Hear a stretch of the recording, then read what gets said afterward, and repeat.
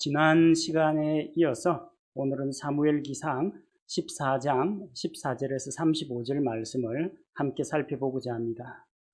지난 시간에는 요나단과 요나단의 병기 드는 자가 하나님을 의지하고 적진 가운데로 들어갔습니다. 단 두 사람뿐입니다. 작전 계획도 엉성합니다.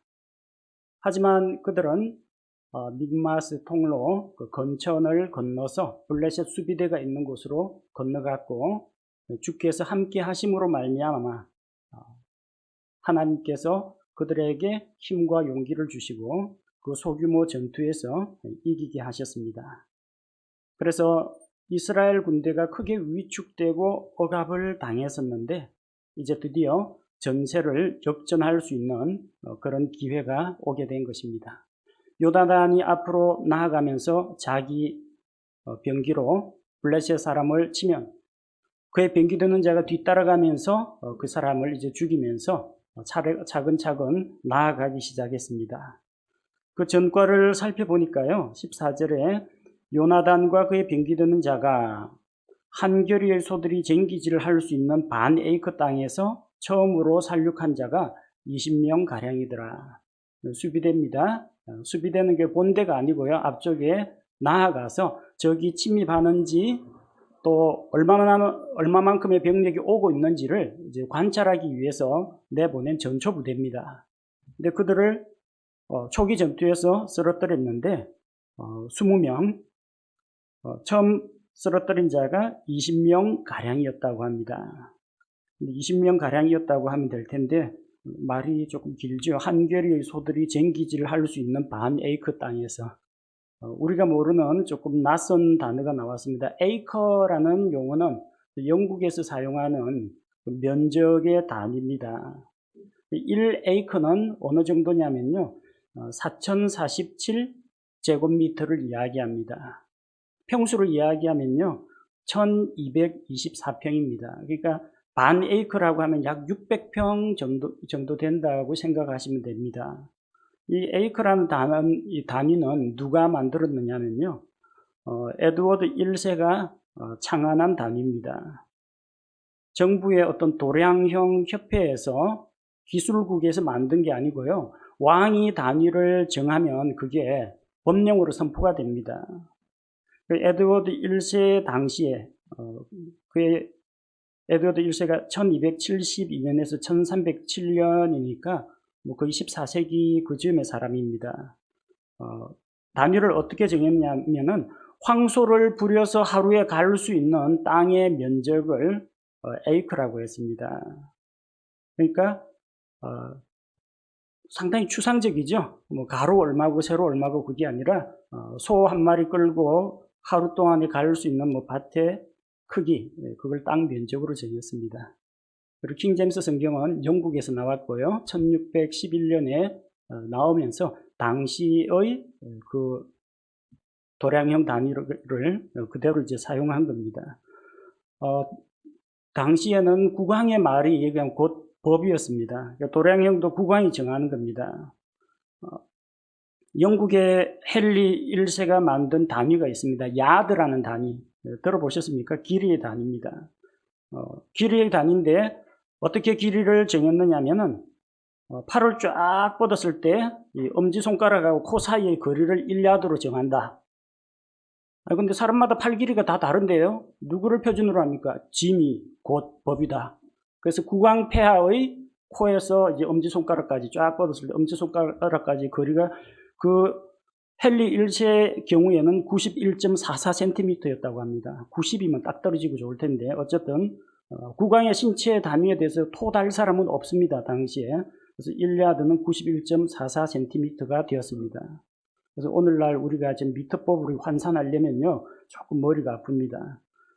헨리 1세의 업적은 이것뿐만이 아닙니다. 우리 그 길이 단위 중에 피트라는 말 들어보셨죠? 피트, 발을 풋이라고 하고 복수형을 피트라고 하는데, 발 길이를 기준으로 발이 풋이니까 1푸트, 1피트는 발 길이 30.48cm로 한다.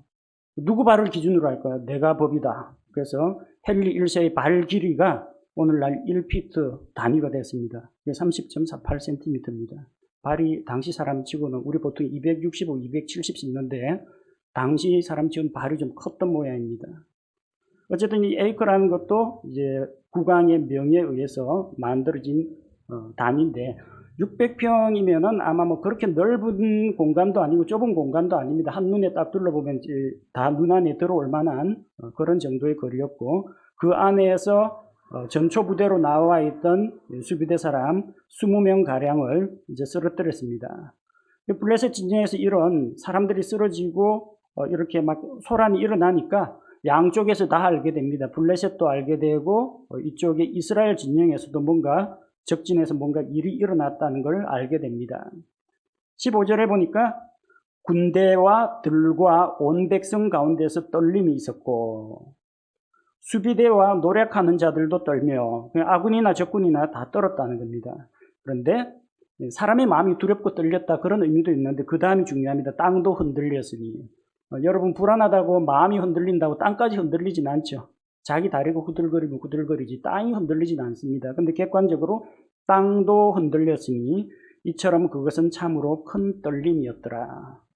어떤 일이 일어났느냐? 백성 가운데에서 떨림이 일어났어요. 사람들이 떨었다는 것은 그들 가운데 두려움이 임했다는 것입니다. 군대도 온 백성도 적의 수비대도 그리고 이스라엘을 노력하러 온 블레셋 군대들도 떨었고 땅도 진동했다는 겁니다. 아마 하나님께서 초자연적인 능력으로 그 일대에 지진을 보내가지고 땅이 흔들리면 사람들은 더욱더 긴장하고 두려워하겠죠. 제대로 서 있지도 못하고 아마 기고 쓰러지고 그러게 될 겁니다. 하나님의 어떤 특별한 도우심이 있었다는 것을 알 수 있습니다. 그리고 그로 인해서 블레셋 진영에 혼란이 빚어집니다. 자, 16절에 보니까 베냐민의 기브아에 있던 사울의 파수꾼이 바라보니 보라 많은 사람이 사라지고 그들이 서로를 내리치더라. 사람이 사라졌다는 게 실종되었다는 이야기가 아니고요. 관측할 때는 분명히 아까는 있었는데 칼 맞고 쓰러지니까 바닥에 쓰러져 엎드려져 있으니까 사람이 사라졌네 그렇게 보이는 겁니다. 그리고 문제는 블레셋 진영에 그런 혼란이 일어나니까 적군이 누가 적이고 아군인지 몰라서 큰 소동이 일어나서 서로가 서로를 칼로 내리쳤다는 겁니다. 이 비슷한 일이 일어났죠. 사사시대에 기드온이 300명의 군사를 데리고 미디안 진영에 갔는데 그래서 항아리 속에 횃불을 넣고 나팔을 들고 사면을 에워싸고 300명 가지고 어떻게 사면을 완전히 물 셀 틈 없이 포위합니까? 다 포위할 수는 없죠. 둘러서서 사방에서 서서 이제 크게 외치면서 딱 항아리를 깨뜨리고 횃불을 높이 드니까 블레셋 군대에 큰 혼란이 왔습니다. 300명이 다니면서 그 많은 미디안 군대를 다 친 것이 아니라 그들이 혼란 가운데에서 서로가 서로를 어두워서 잘 안 보이니까 미디안 군대가 서로 상전하다가 멸망하게 된 겁니다. 하나님의 특별한 도우심 가운데 기적이 일어났습니다. 블레셋 그 많은 군대가 적군이 자중질환에 빠져가지고 서로를 죽이는 그런 일이 일어났습니다. 이스라엘로서는 이게 정말 뜻하지 않았던 정말 좋은 기회입니다. 자, 그래서 17절에 보니까 사울이 자기하고 같이 있던 백성에게 물어봅니다. 점호 한번 해보라는 겁니다. 군대에 가면요 숫자 세는 거 참 잘합니다. 출발 전에 딱 해가지고 각 군대, 각 소대 인원 점검해가 뭐 총원 몇 명, 뭐 결석 몇 명, 현재원 몇 명, 열애 몇 명이가 다 보고합니다. 해가지고 또 소대장은 중대장한테 대대장한테 다 보고합니다. 차 타고 이동하거나 병력 이동하고 나서 딱 목적지 도착하면 또 세워봅니다. 병력 몇 명인지 다시 확인합니다. 중간에 누가 탈영하진 않았는지, 중간에 낙오하진 않았는지, 누가 부상을 입거나 그러진 않았는지. 자, 그런 식으로 군대에서도 점호가 상당히 중요합니다. 숫자를 세어보라 하니까 누가 빠져나갔는지 이제 알 수 있게 되는 거죠. 누가 사라졌어요? 요나단과 그의 병기드는 자가 없어졌다는 것을 발견하게 됩니다. 사울의 생각이 타당합니다. 저 블레셋 군대가 가만히 있는데 자기들끼리 싸울 리는 없고 저렇게 다투는 소리, 싸우는 소리가 나는 것은 누군가가 갔다는 겁니다. 근데 우리 가운데 누가 저 숫자 많은 블레셋에 겁도 없이 나한테 보고도 안 하고 침투해서 저 소란을 일으켰는지 한번 파악해보자는 겁니다. 보니까 자기 아들이 없어졌어요. 아들 옆을 호위하던 병기 드는 자도 같이 없어졌습니다. 18절에 사울이 이제 아히야에게, 제사장에게 이야기합니다. 하나님의 궤를 이리로 가져오라 하였으니 하나님의 궤가 그때 이스라엘 자손과 함께 있었더라. 그때 하나님의 궤는 이스라엘 자손과 같이 있었습니다. 사울은 어디에 있었어요? 기브아에 있었습니다. 성류나무, 미그론 성류나무 밑에 있었죠. 사울의 고향이 기브아이고 그것이 당시 사울이 왕이니까 그가 있는 곳이 곧 왕도라고 할 수가 있습니다. 아직 수도가 정비된 건 아니지만 왕이 있는 곳이 곧 왕도입니다. 자, 그런데 그 기브아에 뭐가 있느냐? 사무엘기상 7장 1절에 보면 우리 지난번에 한번 살펴본 적이 있죠. 블레셋 사람들에게서 빼앗긴 그 궤가 베세메스로 또 돌아오고 베세메스 사람들이 다시 그 궤를 옮겼죠. 주의 궤를 가져다가 산에 있던 아비나답의 집에 들여놓고 아비나답의 집에 들여놨어요. 그런데 사무엘기하 6장 3절에 보면은 기브아에 있던 아비나답의 집에서 그 궤를 가지고 나오는데 아비나답의 집에서 궤를 가지고 나오는데 어디에 있었다고요? 기브아에. 그러니까 기브아에 하나님의 언약궤가 있었다는 겁니다. 사울도 기브아에 있는 겁니다. 전쟁터에 억지로 언약궤를 메고 나간 건 아니고요. 기브아에 언약궤도 있고 사울도 기브아 지역에 머물고 있었기 때문에 하나님의 궤를 가까이 가지고 오라는 겁니다. 왜 가지고 오라고 했을까요? 기브아에 있던 사울은 제사장에게 하나님의 궤를 가지고 와서 궤 앞에서 하나님께 제사장을 통해서 여쭤보려고 한 겁니다. 도대체 이 전쟁이 어떻게 돌아가는 겁니까? 우리가 이 블레셋 군대하고 싸워서 이길 수는 있습니까? 하나님, 우리가 가서 블레셋을 공격할까요? 말까요? 하나님의 도우심을 구하고자 하는 겁니다. 자, 그런데 19절에 보니까 사울이 제사장에게 그렇게 말할 때에 블레셋 사람들의 군대 내의 소리가 계속 나면서 소리가 점점 커집니다. 그래서 사울이 제사장에게 말하기를 내 손을 거두라 합니다. 하나님의 언약궤를 모셔다 놓고 이제 에봇을 입은 제사장이 하나님 앞에 나와가지고 하나님 손들고 우리의 갈 바를 알게 하옵소서 이렇게 여쭈어보려고 하는데 내 손을 거두라고 합니다. 원래 계획은 뭡니까? 도대체 어떻게 두 사람이 들어가서 저런 블레셋 군대를 혼란에 빠뜨릴 수가 있습니까? 또 이렇게 땅이 흔들리는 것은 도대체 무엇 때문입니까? 하나님 알려주십시오. 그리고 이 기회에 혼란을 틈타서 우리가 공격을 할까요? 여쭤보려고 한 겁니다. 전쟁에 이기고 지는 것은 사람 뜻대로 되지 않습니다. 병사들 머리 숫자가 많다고 되지 않습니다. 전쟁은 주의 손에 달렸습니다. 하나님께 여쭤봐야 합니다. 하나님께 기도해야 됩니다. 내가 군대가 많건 적건 내가 지금 어떠한 상황에 있건 하나님을 의지하는 마음 그게 중요합니다. 요나단이 뭐라고 했습니까? 적은 수로든 많은 수로든 하나님께는 아무런 문제가 되지 않습니다. 숫자가 문제가 아니에요. 하나님을 의지하는 마음, 전적으로 신뢰하는 마음이 있느냐? 그게 핵심이라는 겁니다. 좋은 출발입니다. 언약궤를 가져오라. 제사장을 통해서 내가 하나님께 여쭈고자 한다. 좋은 태도입니다. 근데 마음 달라졌습니다. 마음이 왜 달라졌느냐? 소란이 점점 커지는 거예요. 계속되는 거예요. 내가 군대를 이끄는 지휘관으로서 적군의 저 혼란을 그냥 내버려두면 바보다. 이때 치려면 이때 쳐야 된다. 하나님한테 기도할 시간이 어디 있느냐. 지금 쳐야 된다는 겁니다. 그래서 제사장이 하던 거 중지하고 뭘 합니까? 내 손을 거두라 하고 20절에 사울과 그와 함께 있던 온 백성이 모인 뒤 그들이 싸우러 갔습니다. 기도가 먼저가 아니고 하나님 의지하는 게 먼저가 아니고 적은 이미 혼란에 빠졌다. 우리가 가면 이길 수 있다. 자신감이 생긴 겁니다. 얼마 전까지만 해도 남은 사람 600명밖에 없고 다 도망가고 사기는 바닥으로 떨어졌고 그래서 싸우러 나가지도 못하고 전전긍긍하고 있던 사람이 이제는 적군이 저렇게 혼란에 빠진 걸 보면 이제 자신이 있다는 겁니다. 이제 하나님 없어도 자신이 있습니다. 하면 잠시만 제가 이제는 제 힘으로 할 수 있을 것 같아요. 꼭 어린애들 그러죠.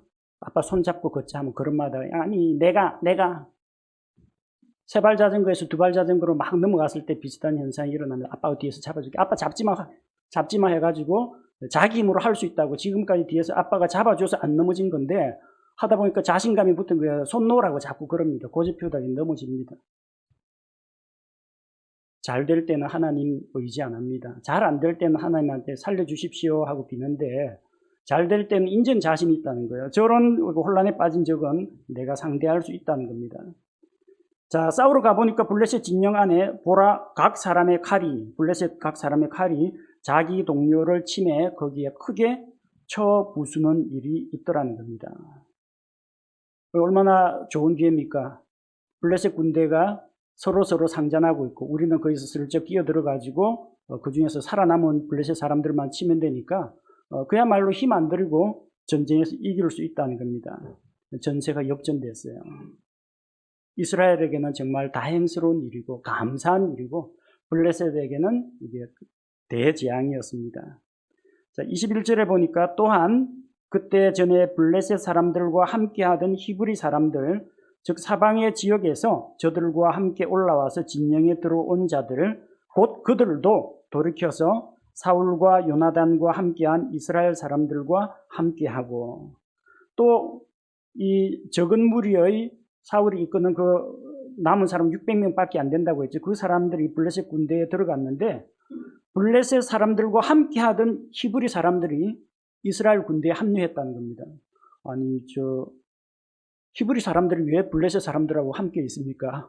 혹시 이거 배신한 사람들 아닙니까? 그런 생각할 수 있는데 아마도 블레셋에 잡혀간 자들일 가능성이 있습니다. 혹은 초기 전투에서 블레셋 군대를 보고 도망치다가 붙잡히자 항복한 사람이거나 아니면은 붙잡혀서 그들의 군대에서 이제 짐을 날라주면서 그들이 시키는 사역을 하면서 부역을 하던 그런 자들일 수도 있습니다. 근데 그들을 지휘하고 감독하던 블레셋 군대 체계가 완전히 무너진 거예요. 보니까 자기 동료들이 이제 블레셋 진영에 쳐들어온 거예요. 그래서 입장을 바꿔가지고 블레셋 사람들과 함께 있던 사람들이 일제히 칼을 거꾸로 들고 자기 동족 히브리 사람들과 함께 힘을 합쳐가지고 블레셋 사람들을 상대하는 겁니다.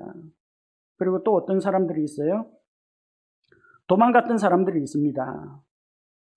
에브라임 산에 숨었던 자들, 그 사람들도 다시 이스라엘 군대하고 합류합니다. 22절에 마찬가지로 에브라임 산에 숨었던 이스라엘의 모든 사람들도 우리 지난번에 보니까 블레셋 사람들의 숫자가 많은 것을 보고 두려워해서 도망가서 굴과 바위와 구덩이에 숨어 있던 사람들이 있어요. 그래서 사무엘기상 13장 6절에서 그렇게 숨어 있던 사람들이 이제는 용기를 얻은 겁니다. 전세가 역전이 됐구나. 블레셋 군대가 도망쳤다는 것을 듣고 이제 자기들도 다시 용기를 얻어서 싸움에 가담하는 겁니다. 도망가는 적을 추격하기 시작했습니다.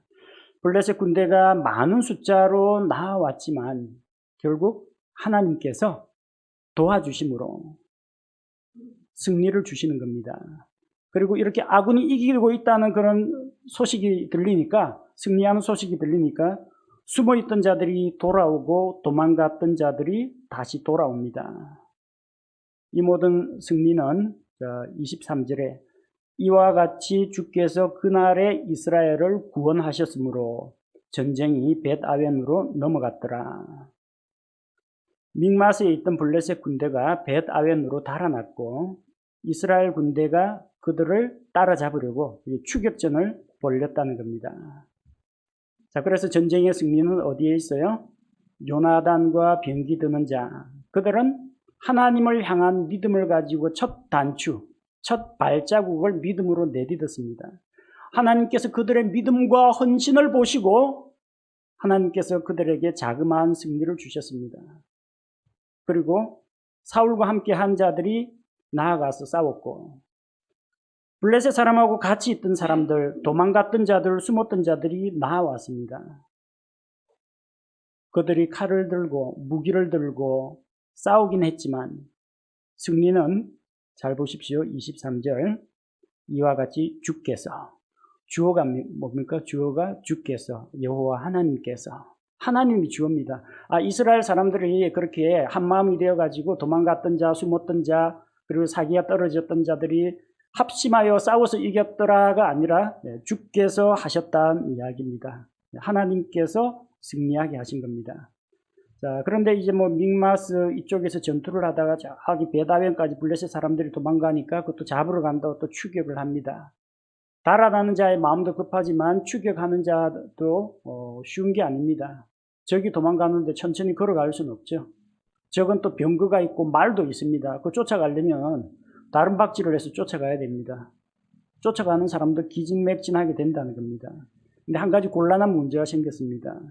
24절에 그날에 이스라엘 사람들이 고통을 당하니라. 블레셋하고 싸우다가 부상을 입어서 고통을 당한 게 아니고요. 배가 고파서 고통을 당한 겁니다. 사울이 백성에게 맹세시켜 이르기를 저녁 때까지 아무 음식이든지 먹는 자는 저주를 받을지니 금식하라는 겁니다. 먹지 말라는 거예요. 이로써 내가 내 원수들에게 원수를 갚으리로다 하였으므로 백성 중 아무도 어떤 음식도 맛보지 못했다고 합니다. 참 이거 군인들한테 밥 안 주면 군대는 사기 떨어집니다. 먹고 자고 하는 문제는 정말 치명적인 문제입니다. 근데 월급 받는 군인도 아니고 소집된 백성인데 사울이 군량미를 풀어주고 고기를 대접을 해도 모자랄 판에 누구든지 저녁 때까지 음식을 먹으면 저주를 받을 것이다. 음식을 주기는커녕 자기 거 가지고 온 것조차도 먹으면 저주받는다고 저주를 내렸습니다. 사울의 생각은 뭐냐면은 이 승리를 하려면 아예 확실하게 적의 숨통을 끊어놔야 한다는 겁니다. 미적미적해가지고 여기까지 쫓아보냈다 하고 안심하면 다음에 또 쳐들어올 거니까, 또 자기들이 당한 수모가 있으니까 내가 원수를 갚을 때까지 쉬지 말고 싸우라는 겁니다. 블레셋에게 원수를 갚으라는 겁니다. 사울이 그것을 맹세로, 저주로 맹세를 했기 때문에 백성은 함부로 왕이 한 맹세를 깨뜨릴 수가 없었습니다. 그래서 배고픈 것을 참고 피곤하고 힘은 빠졌지만 열심히 싸웠는데 괴로워하면서 고통 가운데에서 전쟁을 치르고 있었습니다. 25절에 보니까 그 땅의 모든 사람이 숲에 들어갔는데 숲을 속에 들어가니까 땅에 꿀이 있었다고 합니다. 그 팔레스틴 땅, 가나안 땅, 하나님께서 약속하신 땅은 젖과 꿀이 흐르는 땅이라는 겁니다. 소, 양 이 젖을 짜내면 통이 계속 차고 할 정도로 젖을 내는 양이 많으면 그 우유통에서 젖이 흘러 넘칩니다. 그 말은 무슨 말이냐면 소나 양과 염소와 같은 가축들이 많이 번성할 수 있는 곳이라는 겁니다. 어떤 곳이에요? 푸른 풀밭이 있어야 됩니다. 풀이 있어야 이 가축을 키울 수가 있으니까. 그리고 벌들이 꿀을 따가지고 벌집통, 나무라든지 짐승의 사체라든지 바위 틈에다 꿀을 모아둡니다. 근데 얼마나 꽃들이 많고 벌들이 꿀을 많이 모았으면은 바위 틈 사이에서 벌집에서 나무 둥치에서 곳곳에서 꿀이 땅으로 흐를 지경이라는 겁니다. 젖과 꿀이 흐르는 땅. 쉽게 말하면은 풀이 잘 자라고 아름다운 꽃들이 피르고 또 과일나무가 잘 자라는 그런 복된 땅이라는 겁니다. 진짜 글자 그대로 땅에서 꿀이 흘러 나왔습니다. 그걸 보고서도 백성 중에서 선뜻 아무도 손을 내밀어서 먹을 수 있는 용기가 있는 자가 없었다는 겁니다. 사울 왕이 맹세를 했기 때문에, 만약에 그 맹세를 어기면은 저녁 때까지 아무 음식이든지 먹는 자는 저주를 받으리라 했는데 그 저주가 자기에게로 돌아올까봐 아무도 꿀을 먹지 못했습니다. 차라리 아무것도 먹을 것이 없고 황량한 빈 들판 저기 돌하고 모래만 있는 곳이었다면은 그런 생각이 안 들었을 텐데 꿀 향기는 계속 퍼져오고, 그 다음 눈으로는 꿀을 보면서도 그걸 차마 손가락을 내밀어서 찍어 먹지 못하는 그 심정 얼마나 괴롭겠습니까? 근데 그 아들 요나단은 사울이 저주로 맹세할 때 그 자리에 없었습니다. 왜? 수비대를 치러 병기 드는 자하고 먼저 적진에 들어갔기 때문에 사울이 그 맹세시키는 말을 자기는 듣지를 못했습니다. 27절에 보니까 그러나 요나단은 자기 아버지가 맹세로 백성에게 명할 때에 듣지 못하였더라. 그러므로 그가 자기 손에 든 막대기 끝을 내밀어 벌집에 그것을 담그고 자기 손을 입에 대니 그의 눈이 밝아졌더라. 막대기를 내밀어 가지고 땅에 흐른 꿀을 이렇게 찍어 가지고 딱 맛을 보니까 달달하다는 겁니다. 아버지가 맹세시킬 때 그 자리에 없었고 몰랐습니다. 그러니까 다른 사람은 꿀을 보고도 안 먹는데 요나단이 보고 이상하다, 다 꿀 안 좋아하면서 자기가 먼저 이제 맛을 보았습니다. 요나단도 아마 힘들었을 거예요. 블레셋 군대하고 싸우고 백성하고 합류해서 계속 싸움을 해왔기 때문에 힘들었어요. 피곤했습니다. 근데 꿀을 찍어 먹고 눈이 밝아졌다는 겁니다. 피곤할 때 여러분 그 피로 회복에 좋은 게 뭐 여러 가지가 있습니다만 그 꿀물, 꿀차 그거 아주 건강에도 좋고 피로 회복에도 좋습니다. 꿀은 당분과 미네랄이 풍부하기 때문에 빠르게 우리 몸에 있는 이 젖산 이런 피로 물질들을 분해시켜 가지고 배출시켜 줍니다. 그리고 당분, 포도당이 들어가면 또 힘이 납니다. 에너지원 아닙니까? 피곤도 풀어주고 기력도 회복시키는 좋은 식품이 꿀입니다. 자, 그렇게 맛을 봤는데 28절에 보니까 한 사람이 그제서야 알려줍니다. 백성 중 한 사람이 말하기를 당신의 아버지가 사울 왕께서 맹세로 백성에게 엄히 명하여 이르시기를 이날 음식을 먹는 사람은 저주를 받을지어다 하셨으므로 지금처럼 백성이 다 기진하였습니다. 그걸 일러주는 거예요. 백성 중에 한 사람이 이제서야 사울의 저주의 맹세를 요나단에게 알려줍니다. 알려줘봤자 소용없습니다. 이미 맹세는 깨어졌어요. 벌써 먹었어요. 알고 먹었건 모르고 먹었건 어쨌든 먹은 건 먹은 겁니다. 근데 요나단은 29절과 30절에 보면 자기 아버지가 이번에는 좀 너무하시네, 너무한 결정을 내렸다고 판단한 겁니다. 29절에 보니까 내 아버지가 그 땅을 괴롭게 하였도다. 이 온 백성을 괴롭게 하였도다. 내가 이 꿀을 조금 맛보았는데 내 눈이 얼마나 밝아졌는지 봐라. 이 꿀 조금 먹고도 기력이 회복됐는데 만약에 블레셋 군대에게서 약탈한 뭐 빵이라든지 아니면 가축들 이제 잡아가지고 고기를 먹었더라면 백성들이 원기왕성해가지고 블레셋 군대를 치는, 그런데도 더 많은 힘을 내고 전과를 더 많이 올리지 않았을까. 자기는 이제 그렇게 판단한 겁니다. 자, 듣고 보니까 또 일리가 있습니다. 그래서 그 말을 듣고 31절에 그날에 그들이 믹마스에서부터 아얄론에 이르기까지 블레셋 사람들을 치고 또 추격전하느라고 백성이 심히 기진했는데 왕자님 말씀입니다. 사울 왕은 아니고 사울 왕의 아들이니까 왕자님 말씀이 그러하시다면 32절에 백성이 노력한 물건으로 날아가서 양과 소와 송아지들을 취하고 땅에서 잡아 그것들을 핏째 먹었더라. 얼마나 굶었는지 여러분 짐작이 되죠? 금지 조치가 풀리면요, 무절제하게 막 먹습니다. 한번 옛날에 혹시 금식기도원 가보신 적 있습니까? 금식기도원 저도 옛날에는 자주 갔었어요. 1년에 한 두세 번은 갔는데 사흘간 다 금식기도하면서 기도하면 뭐 집중해서 기도하는 데는 아주 효과가 있습니다. 근데 점점 2, 3일 지나면 눈에 좀 이상한 이제 음식들이 막 보이기 시작합니다. 먹고 싶은 비빔밥, 짜장면, 어째 냄새 나는 음식은 하여튼 다 기억이 나요. 그래가지고 기도 딱 마치고 기도는 딱 내려오면은 먹고 싶은 게 한두 가지가 아닙니다. 사흘간 굶었기 때문에 이제 뭘 먹어도 맛있을 것 같아요. 이 억제되어 있던 것이 한꺼번에 팍 풀리면 이때로 조심해야 됩니다. 그때 아무거나 먹다가 배탈 납니다. 처음에는 이제 가벼운 뭐 죽이라도 좀 먹고, 보식이라 그러죠. 보양식 좀 먹고 위에 좀 부담을 안 주는 그런 걸로 좀 속을 좀 다스린 다음에 천천히 조금 간이 되어 있는 거나 뭐 맵고 짠 거 당장 먹을 게 아니라 천천히 부담을 안 주는 걸 먹어 나가야 하는데, 계속해서 아침부터 저녁까지 쫄쫄 굶은 사람들이 이제 먹을 수 있다라고 하니까 와 해가지고 규제 조치가 풀리니까 무분별하게 평소에 안 하던 행동까지 하게 됐어요. 어떤 행동을 했느냐?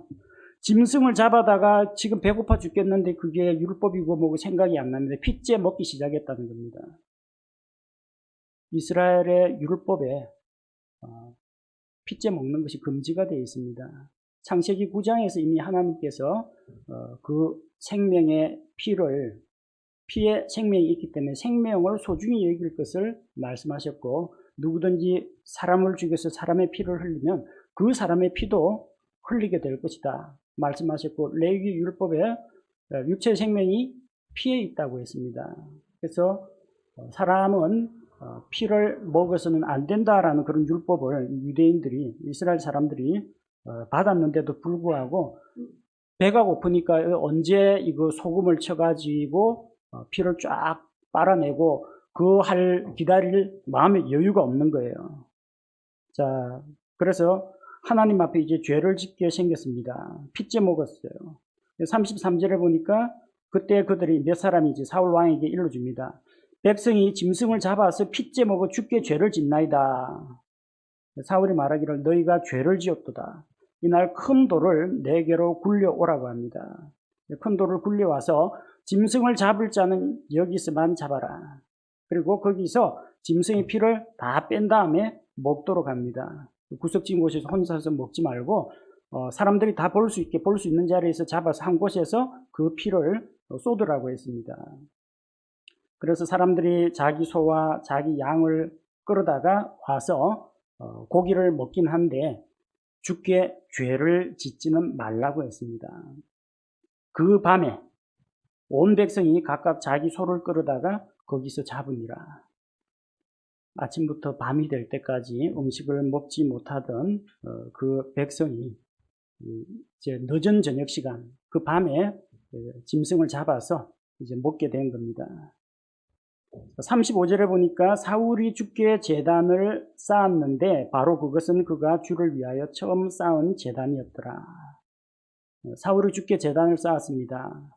왜 쌓았겠습니까? 오늘 우리를 블레셋 군대에게서 구원하여 주신 하나님께 감사를 드립니다. 그렇게 제단을 쌓았을 겁니다. 그런데 이것이 그가 주께 처음으로 쌓은 제단이라는 겁니다. 우리가 이미 앞쪽에서 살펴보기를 13장 1절에서 사울이 1년을 통치하니라. 1년 지나갔습니다. 그가 2년 동안 이스라엘을 통치한 뒤에, 지금 이 전쟁은 사울이 왕이 되어서 2년간 다스린 이후에 일어났습니다. 왕이 되고 2년 동안 한 번도 하나님 앞에 제단을 쌓은 적이 없다, 그 이야기입니다. 이번이 처음이에요. 이번이 블레셋 군대와의 전쟁에서 승리를 주신 주님께 감사드립니다. 첫 제단을 쌓았다는 겁니다.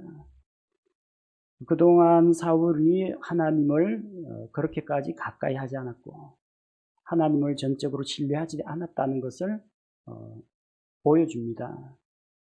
그가 하나님과 조금 더 친밀한 관계였더라면 크고 작은 일에 블레셋 군대와의 전쟁에 있어서 처음부터 하나님 앞에 나아가서 묻고 사무엘 대언자가 오기를 기다렸다가 하나님 앞에 희생물을 드리고 하나님을 통해서 하나님이 대언자를 통해서 주시는 그 말씀을 듣고 움직였더라면 얼마나 좋았을까. 근데 백성이 흩어지니까 기다리지 못하고 자기가 희생물을 드리고, 그리고 제사장에게 하나님의 언약궤를 가지고 와라, 우리가 궤 앞에서 하나님께 묻자 했다가 블레셋 군대의 소동이 점점 커지는 것을 보고 됐다 뭐 언약궤 필요 없고 하나님 앞에 여쭙는 것도 필요 없고 자 나를 따르라 해가 바로 적진으로 뛰어들었다는 겁니다. 하나님과 함께 동행하는 삶, 그를 위해서는 크고 작은 일에 하나님을 의지하는 그런 믿음이 필요합니다. 요나단을 보십시오. 사울의 아들 요나단은 하나님을 의지하고 믿음으로 나아갔습니다.